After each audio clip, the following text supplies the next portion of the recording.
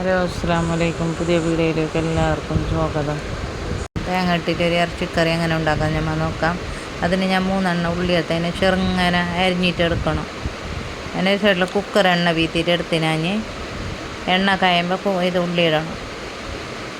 ഉള്ളി നല്ല മിക്സ് ആയിക്കൊണ്ട് വേണം. ഈ കളറാകുമ്പോൾ നമ്മൾ 2 സ്പൂൺ ഇഞ്ചി വെളുത്തുള്ളി പേസ്റ്റ് ഇടണം. അത് നല്ല അതിനെ മിക്സ് ആക്കിക്കൊണ്ടിരിക്കണം, അതിൻ്റെ മണം മാറുന്നത് വരെ. നല്ല ഇറച്ചി സുക്ക കറി, പിന്നെ അതിൻ്റെ കൊത്ത കൂട്ടാൻ നമ്മൾ ചപ്പാത്തി ഉണ്ടാക്കുന്നു. അതെങ്ങനെ ഉണ്ടാക്കുന്നത് ഞാൻ നോക്കാം. ഇതിൻ്റെ മണം എന്നറിയാം. പിന്നെ ഇത് ഇറച്ചി ഇടണം. ഇറച്ചിട്ടിട്ട് മിക്സ് ആക്കിയിട്ട് കുറച്ച് വെള്ളം പറ്റിയ പിന്നെ ഈ തമ്പട്ടാർ മുറിച്ചിട്ട് എത്തിയിട്ട് തക്കാളി ഇടണം.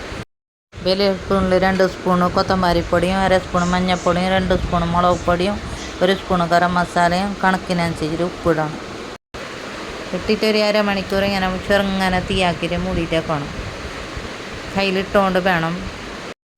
ഇറച്ചി വേവുന്നതിനനുസരിച്ചിട്ട് വെള്ളം ഒഴിക്കണം. പിന്നെ മൂടിയിട്ട് ബീജിലിടാൻ വെക്കണം.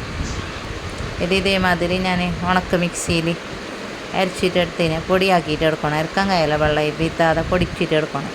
പിന്നെ സൈഡിൽ നെയ്ക്ക് തേങ്ങ ഇട്ടാൻ കഴിയും, തേങ്ങ വറുക്കാൻ വേണ്ടി. പിന്നെ കുറച്ച് കറിച്ചപ്പും കുറച്ച് 2 സ്പൂൺ പൊടി സോപ്പ് ഇടണം. ഇട്ടിട്ട് അതിനെ കളർ മാറുന്നത് വരെ അതിനെ വറുത്തുകൊണ്ട് വേണം. ഇതേമാതിരി കളറും മാറുന്നത് വരെ അതിനെ വറുത്തെടുക്കണം.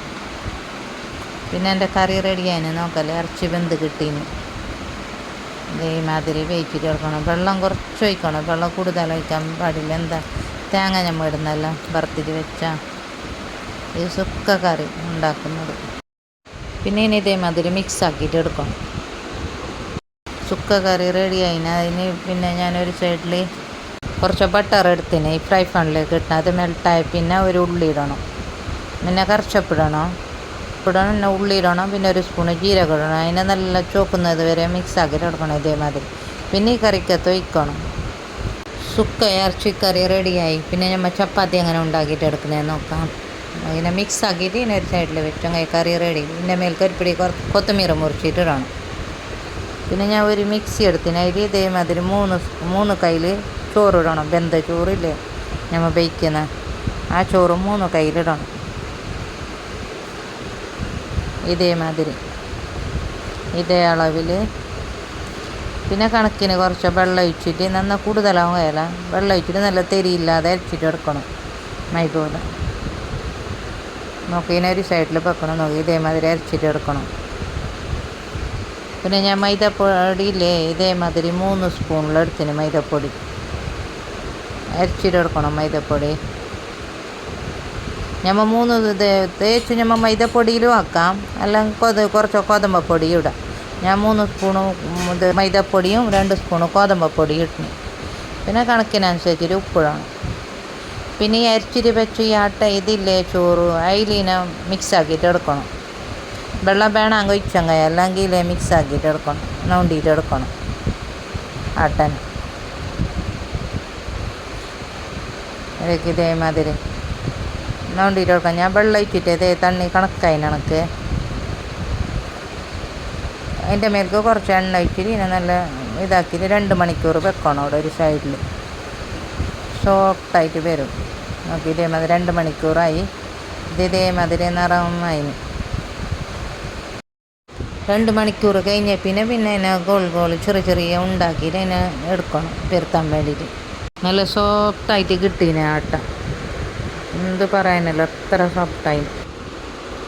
പിന്നെ ഇതേമാതിരി പെരത്തിയിട്ട് എടുക്കണം. ഞാൻ പെരത്തിയിട്ട് വെച്ചിട്ടില്ല, ഒന്ന് പെരത്തുമ്പോൾ ഒന്ന് തവക്കിട്ടിട്ട് വെമ്പി ചുട്ടിട്ട് എടുത്തിന് ഫാസ്റ്റ്. നോക്കി ഇതേമാതിരി പെരത്തിയിട്ട് എടുക്കണം. പീടികത്തെ പൊറോട്ട മറന്നിട്ട് പോകും. ഈ പൊറോട്ട നമ്മൾ ഉണ്ടാക്കും. അത്ര സോഫ്റ്റ്. ഇതേമാതിരി ഇല്ലേ ഇത് ഒരു സൈഡ് എണ്ണ തേച്ചിട്ടാകുമ്പോൾ പിന്നെ ഉള്ളിലേക്ക് എണ്ണ തേക്കണം. പിന്നെ ഒരു സൈഡിലേക്ക് തേക്കണം മടക്കിയിട്ട്. പിന്നെ ഇപ്പുറത്തെ സൈഡ് മറക്കിയിട്ട് ഇപ്പുറത്തെ സൈഡിലേക്ക് എണ്ണ തേക്കണം.